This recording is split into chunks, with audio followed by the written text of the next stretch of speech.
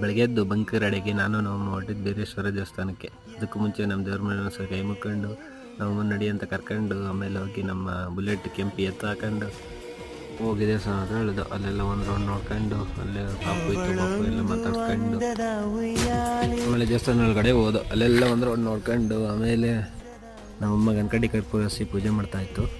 ಆಮೇಲೆ ನಾನು ಗಣಕಡಿ ಇಸ್ಕೊಂಡು ಪೂಜೆ ಮಾಡಿಬಿಟ್ಟು ಆಮೇಲೆ ದೇವಸ್ಥಾನ ಒಳಗಡೆ ಹೋದೋ. ಅಲ್ಲಿ ನೋಡಿದ್ರೆ ಫುಲ್ಲು ಗ್ರ್ಯಾಂಡಾಗಿ ಡೆಕೋರೇಟ್ ಮಾಡಿದರು ಶಿವರಾತ್ರಿ ಅಂತ. ಅಲ್ಲಿ ಸೆಂಟ್ರಲ್ಲಿ ಫುಲ್ ಟಾಪಲ್ಲಿ ಒಂದು ಡೆಕೋರೇಷನ್ ಮಾಡಿದರು, ಅದಂತೂ ಫುಲ್ಲು ಅಟ್ರಾಕ್ಟಿವ್ ಆಗಿ ಮಾಡಿದರು. ಆಮೇಲೆ ಪೂಜೆ ಸ್ಟಾರ್ಟ್ ಆಯಿತು. ಅಲ್ಲಿ ಮಾಮಿಗೆ ಕೈ ಮುಕ್ಕೊಂಡು ಆಮೇಲೆ ನಾವು ಹೊರಟಿದ್ದು ಊಟದ ಹತ್ರ ಜನ ಎಲ್ಲ ಫುಲ್ಲು ಜಾಸ್ತಿ ಇದ್ದರು.